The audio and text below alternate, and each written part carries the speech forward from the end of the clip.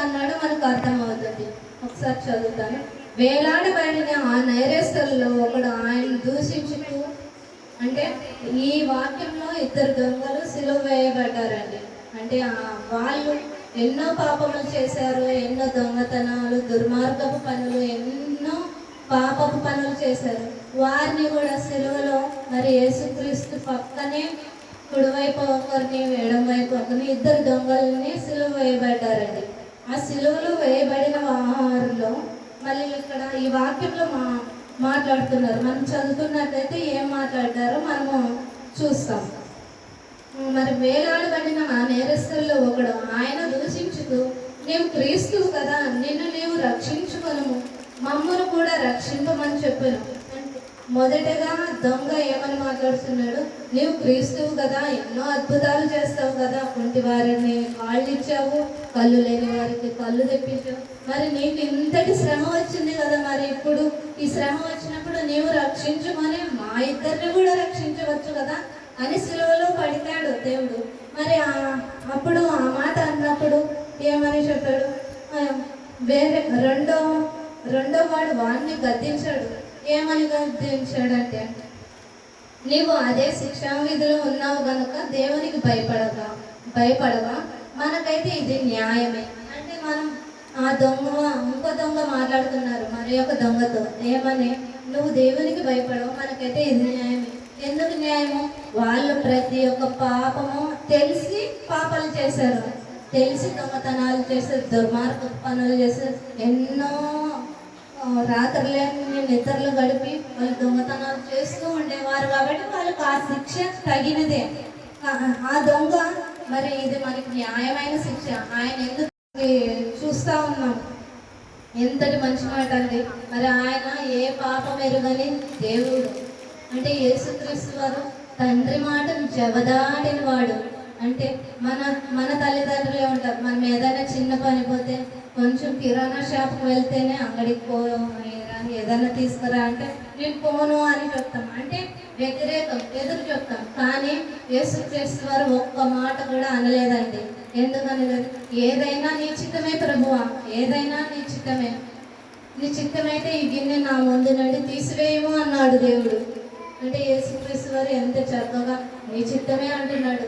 సిలువ వేయబడినా నీ చిత్తమే, నేను మరణించినా నీ చిత్తమే, ఏది జరిగినా నీ చిత్తమే ప్రభువా అని అంటున్నాడు. మరి ఈ రోజున సిలువలో పడిన ఈ రెండు మాటలు ఎంత చక్కగా మరి ఒక పాపిని రక్షించాడండి.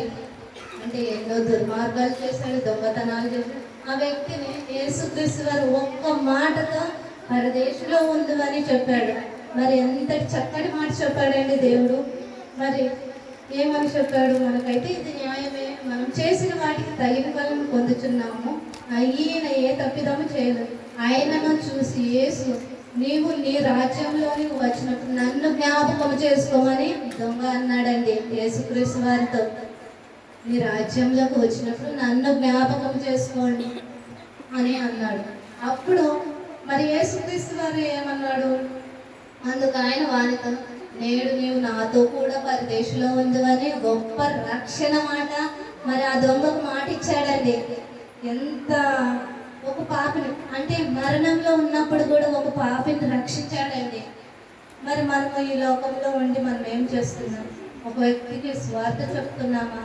మరి మనం మందిరాలకు వస్తున్నామా, వెళ్తున్నాము?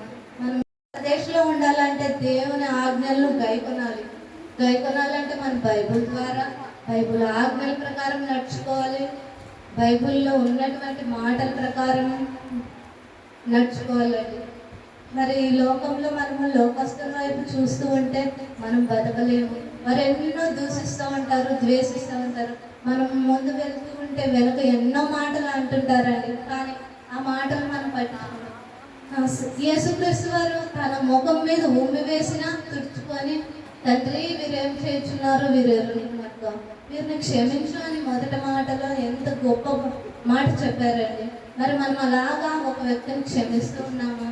మరి ఇలాగన ఒక పాపిని రక్షిస్తున్నామా అని మన దేవుడు మరి ఇలాగన మనతో మాట్లాడతారు. మన నడవడికలో మనము విధేయత కలిగి ఉండాలండి. మనం లోబడి తత్వం కలిగి ఉండాలి. మనం అంటే దేవుని వైపు చూస్తూ మనం విశ్వాసంతో లోబడే తత్వం కలిగి ఉండాలండి. మన జీవితంలో ఏదైనా కూడా మనం దూషించుకో ఒక వ్యక్తిని ప్రేమించగలిగే ప్రేమ కలిగి ఉండాలండి. మరి ఈ శుభ శుక్రవారం దేవుడు నాతో ఇలాగ మాట్లాడుతున్నాడు. నేను కాదు కానీ దేవుడు నాతో మాట్లాడుతున్నాడు. దేవుని యందు నేను భయభక్తులతో మరి ఈ వాక్యము చెప్పడానికి ఇంత సమయాన్ని ఇచ్చాడు. మరి దేవునికి ఎన్ని కృతజ్ఞతలండి. మరి ఒక దొంగను రక్షించాడు కాబట్టి. అదే ఇంకో దొంగ అక్కడ వేరే రాజ్యంలో అగ్ని ఆరదు, పురుగు చావదండి. అటువంటి రాజ్యంలో ఒక దొంగ ఉన్నాడు. మరి ఒక దొంగ పరదేశంలో ఉన్నాడు. అంటే యేసుక్రీస్తు వారు ఒక్క మాటతో ఒక పాపిని రక్షించాడు. అంటే మరణంలో ఉన్నప్పటికీ కూడా ఒక పాపిని రక్షించాడండి. ఒక జీవితానికి ఒక గొప్ప రక్షణ ఇచ్చాడండి. ఆ రక్షణ కొరకు మరి రెండో మాటలో ఎంతో విలువైన మాట చెప్పాడండి. ఈ అవకాశం ఇచ్చిన పాస్టర్ గారికి, సంఘ కాపరులకు